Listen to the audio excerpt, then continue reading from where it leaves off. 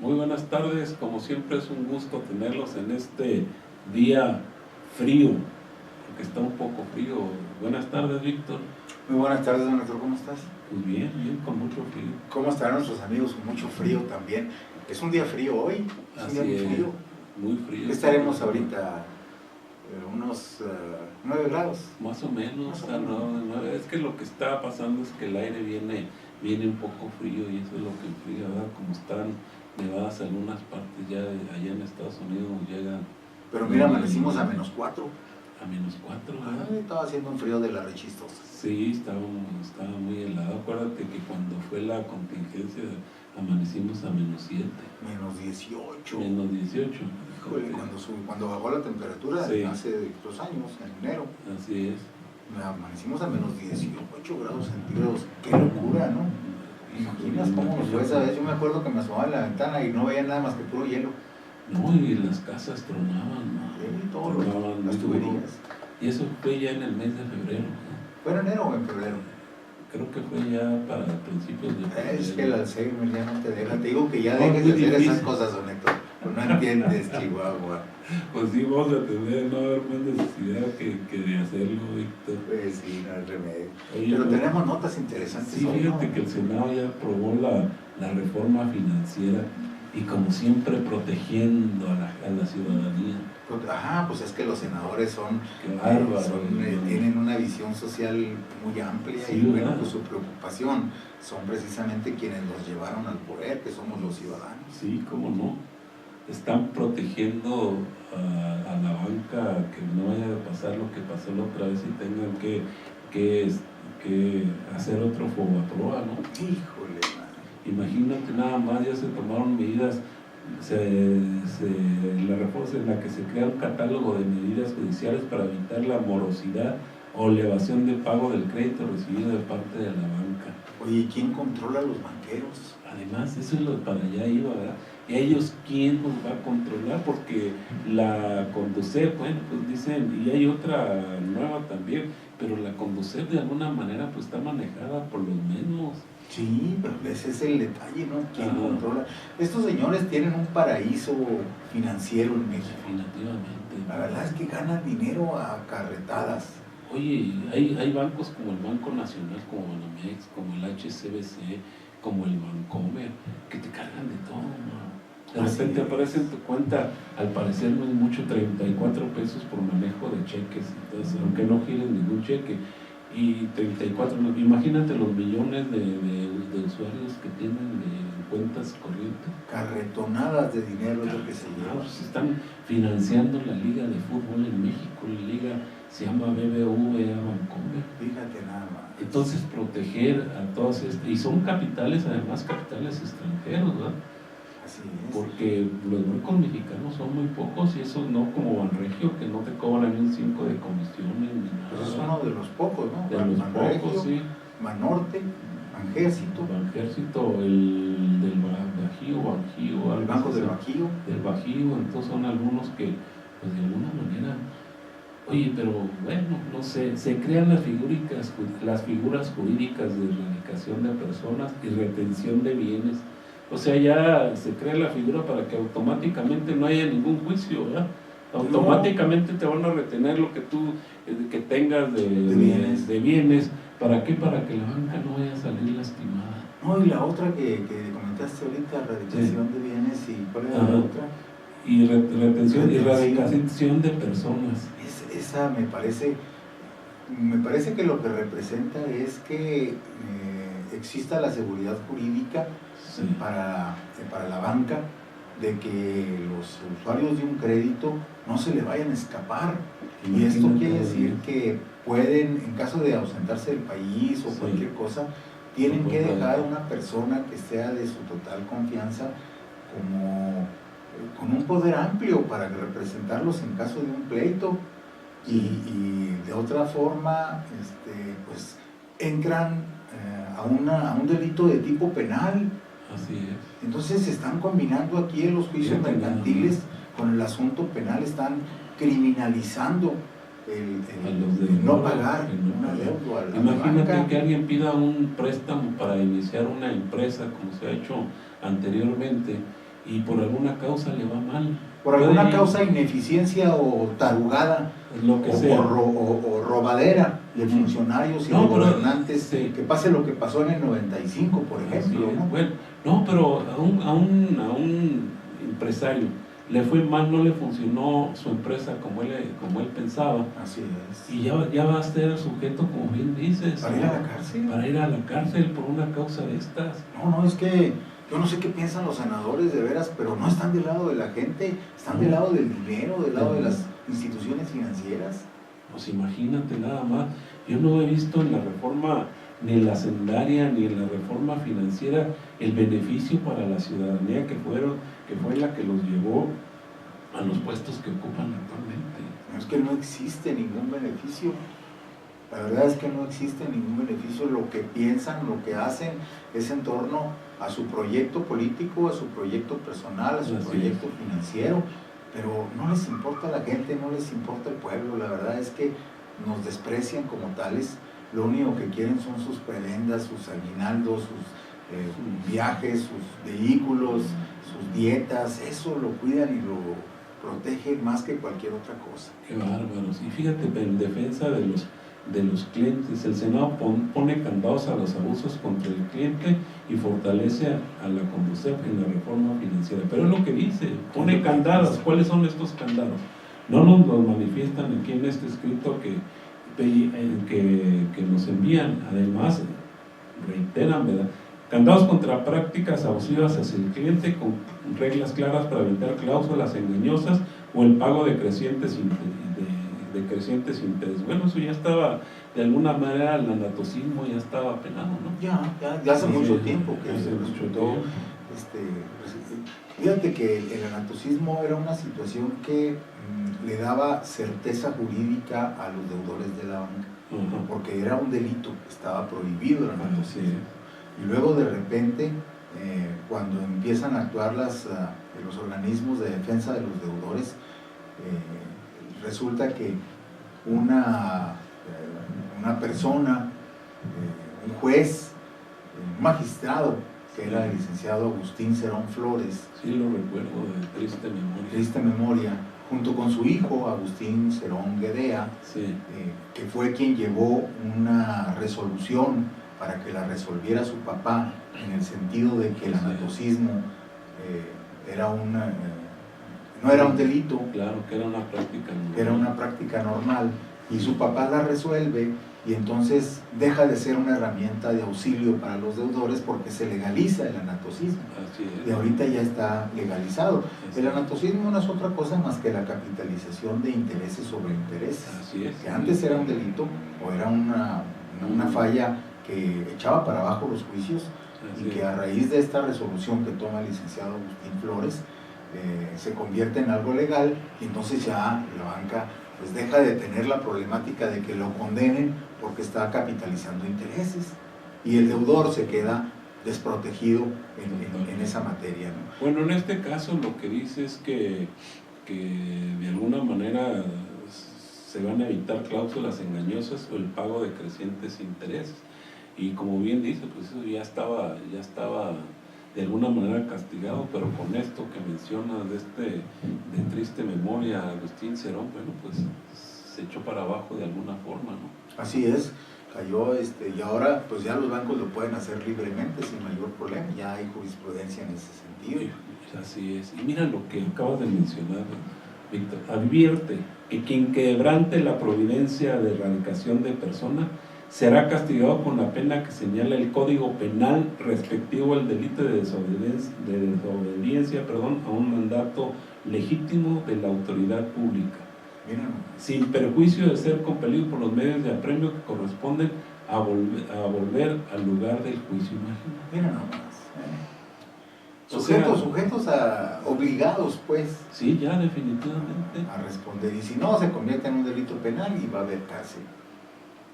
Esto es lo que están haciendo los señores. Qué bueno, señores amigos, los senadores. Qué bueno, señores senadores, que están defendiendo que nos puso ahí. Y los senadores por Chihuahua, ¿qué habrán dicho? Y Patricio Martínez, Lilia Merodio, toda esta bola de sujetos. Pues es una reforma que está mandando el jefe. imagínate nada más qué es lo que van a decir. Pues van a cuadrarse como siempre a las decisiones del Ejecutivo y lo que usted diga, señor, estamos a la orden. Así es. Y el pueblo que se friegue, seguir protegiendo la casta financiera, la élite financiera. Y fíjate que hablando de esto, últimamente se han desatado una serie de desalojos aquí en la ciudad de Chihuahua.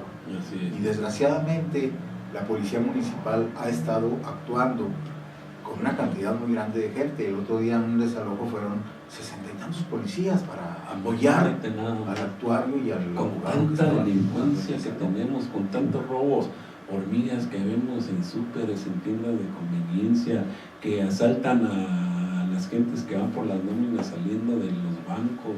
Y hoy se robaron un camión de una compañía que vende agua purificada y se lo llevaron. ¿Y cómo van a esconder un camión? Es lo que no entiendo. Si no hay complicidad, ¿cómo lo van a esconder? ¿Dónde lo van a esconder? Oye, ya se lo llevaron, pues es muy fácil localizar un camión de estos. Entonces, ¿qué es lo que está pasando, mano? Es lo que está pasando lo mismo que en realidad, ¿no? Y luego déjame continuar con este tema porque es importante. Resulta que la presidencia municipal, el Barzón, la organización, decide hacer una manifestación, se para frente a las puertas de la presidencia, llevan un ataúd, hacen una serie de movilizaciones ahí, pidiendo la audiencia con el ingeniero Garfio. De momento no los atienden, les ponen una fecha posterior, y hoy los atienden, los reciben en sus oficinas, los dejan entrar y todo. Y ahí entra la argumentación y le dice el ingeniero, es que no puede ser posible que la policía municipal esté actuando en este sentido. Y el ingeniero, pues obviamente dice, es que es un mandato de ley. Y hay que explicarle, o sea, cada administración, hay que explicarle al nuevo que llega cuáles son los pactos y cuáles son los acuerdos que se tienen entre las organizaciones y la problemática social para que le caiga el 20. Entonces hay que explicarle que la ley efectivamente ordena que la fuerza pública apoye en el caso de las actuaciones judiciales. Pero la ley no dice, tienes que mandar a 60 policías, o a 40, o a 30. O sea, con que tú mandes un policía, estás cumpliendo con la ley. Definitivamente. Y no necesitas mandar todo un ejército para cumplir. Ahora los desalojos, cuando son desalojos en casos de que van a echar para afuera una familia, no nada más son contrarios a la ética y a la moral y a las buenas costumbres, son contrarios a los tratados internacionales, son contrarios a la constitución política de los Estados Unidos mexicanos, pero los jueces no entienden esta situación. Jerárquicamente hablando, el ordenamiento más grande que tenemos en nuestro país es la Constitución, es la Carta Magna, y de ahí los tratados internacionales, y de ahí para abajo podrán estar las leyes y los reglamentos de los estados y de los municipios.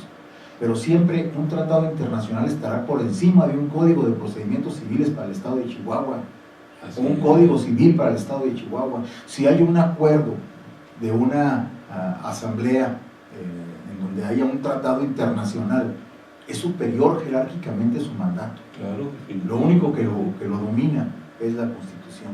Pero ahí, en el caso de los desalojos, cuando hay una familia, hay una violación a la ley, no nada más a la Constitución, sino a los tratados internacionales. Entonces, todo esto les tiene que caer en la cabecita a los señores que están en las posiciones claves de gobierno. Y como dices, Víctor, cada vez que hay un cambio de administración hay que explicarles a qué arreglos han llegado con las instituciones, con estos grupos sociales de defensa de los ciudadanos. Así es, desgraciadamente la única forma de llegar a ofrecer la explicación, porque obviamente cuando llegan muy soberbios, llegan en el sentido de que aquí yo soy Juan Camaney y tú eres mi gobernado. Así es. ¿Sí? Pero sin entender el concepto de gobernante y gobernado. Sí. Es diferente, ¿no? Porque el gobernante es quien ejecuta el mandato del pueblo, del gobernado. Debe de ser así. Debería de ser así, debería de entenderlo de esa manera. Pero no orgullosamente dicen, yo soy el mero mero, y aquí nomás mis chicharrones truenan. Entonces no se acercan de una manera práctica, fácil, llana, a buscar cuáles son los acuerdos con las organizaciones, cuáles son los métodos que se han planteado con anterioridad, qué es lo que se ha estado trabajando ya Hasta que no llegue el momento en que hay una movilización y hay una protesta, hasta entonces dicen, caray, aquí hay algo que tengo que atender. Así es. Hasta ese momento, mientras no lo atienden. Definitivamente. Esto es una situación que nos convierte a veces en un poquito incrédulos de cuando nos dicen, vamos muy bien, nosotros estamos trabajando, estamos haciendo lo que necesitamos hacer, van a ver que dentro de unos cuantos meses van a tener un Chihuahua seguro, un Chihuahua... El discurso político que escuchamos cada vez que llega un gobernante al poder. Y estando en campaña, no, en campaña es otra cosa. Olvídate, todo lo que tráigame, todos sus problemas, llegando ahí con mi varita mágica se los voy a resolver. Y llegan y definitivamente se olvidan de quién votó. Fíjate, una de las declaraciones de Garfio en esta reunión que tuvo con los del Barzón, me llama la atención una declaración que dice, ahí te la voy a decir, Víctor: ustedes en contra o a favor colaboraron para que yo asumiera por los derechos de los chihuahuenses y tenemos que implementar acciones para hacerlo.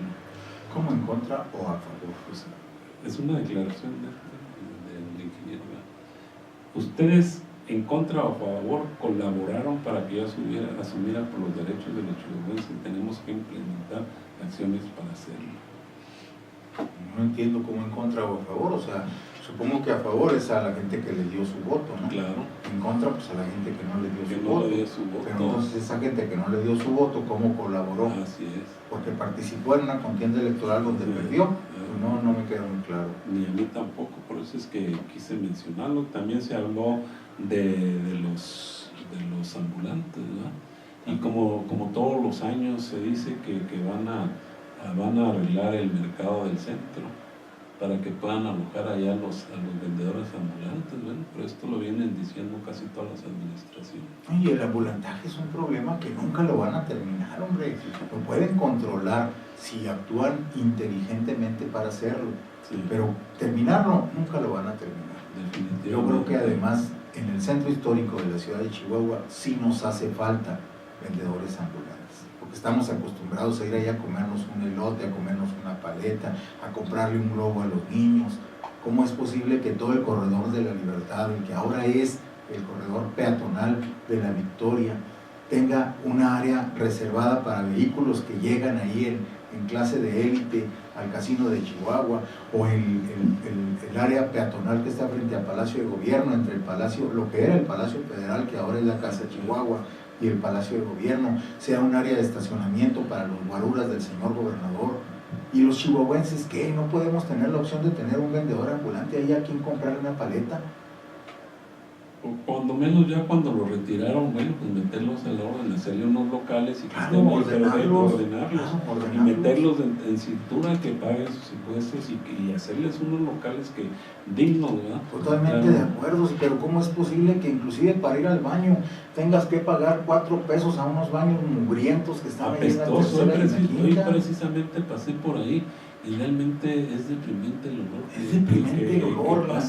Que sale de estos baños públicos. Y tienes que pagar todavía 4 pesos por entrar a utilizar ese servicio, a contraer hasta una infección ahí adentro. Sí, porque no han de estar muy limpios. Pues, ¿Qué nos pasa, señores? ¿Qué nos pasa? Digo, hay que ver más por la gente.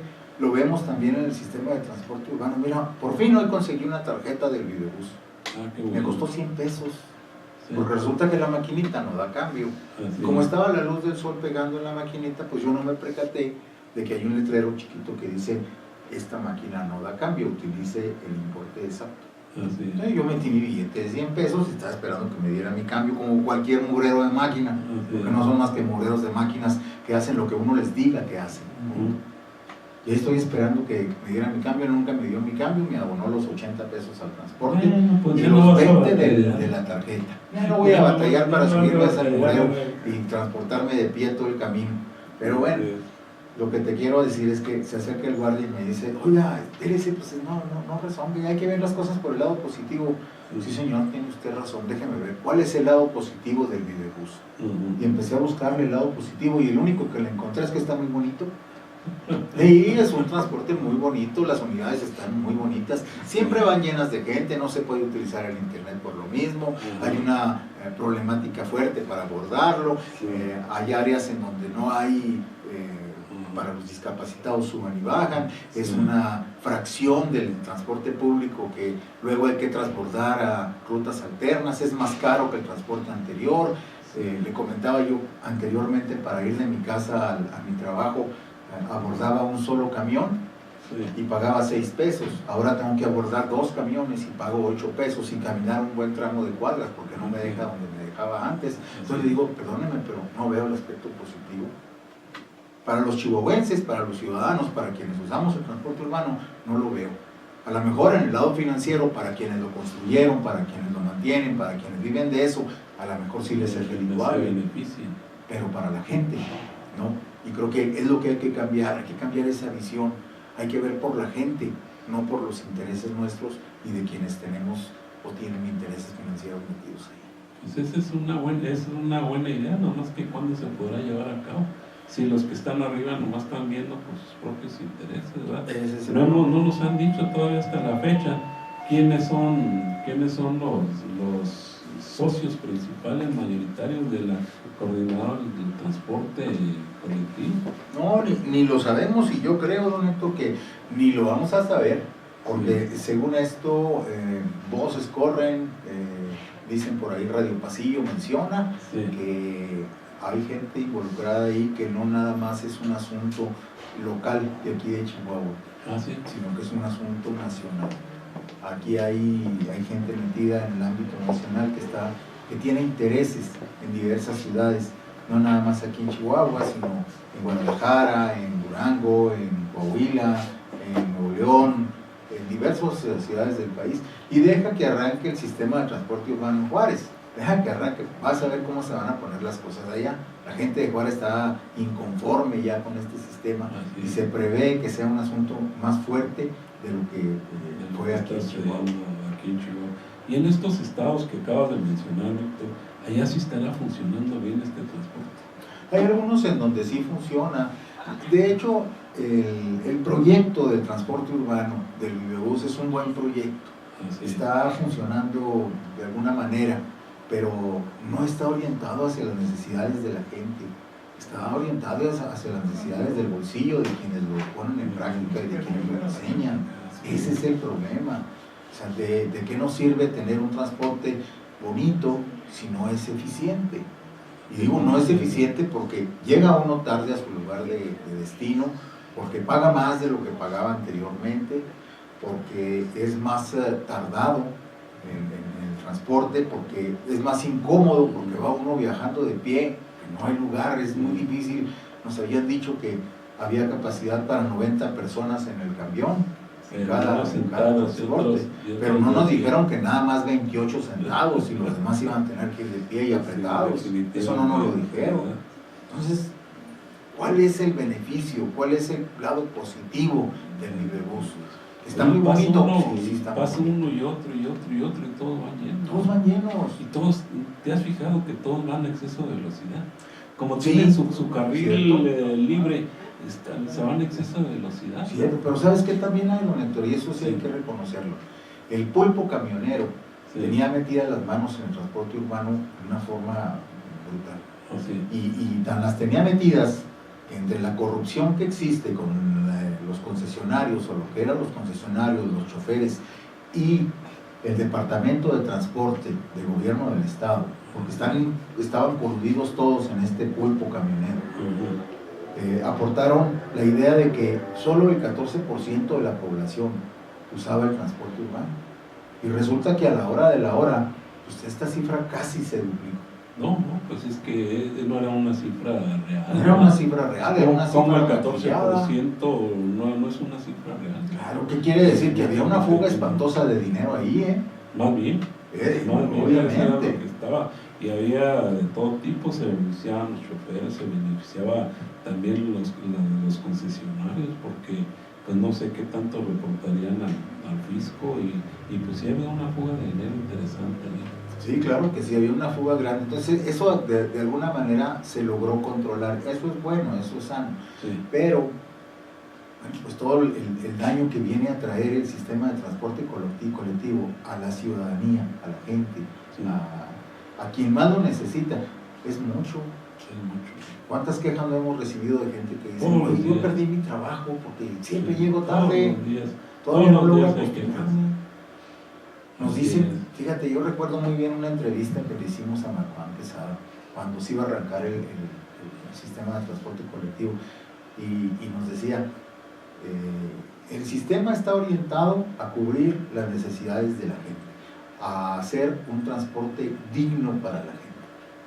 Bueno, pues, ¿cuál transporte digno? Si ahorita tiene la gente de las colonias, que es la gente más amolada, la gente que más necesita el servicio, está usando las mismas chatarras y los mismos mugreros de camiones que hace 30 o 40 años. Así es. Tienen que pagar sus 6 pesos de entrada más 2 pesos más por el brinco al otro transporte. Y si acaso lo alcanzas, porque definitivamente sigue llegando muchas gentes tarde porque pasan los transportes estos llenos o no se detienen en las paradas. Entonces, ¿cuál es el lado positivo del Vivebus?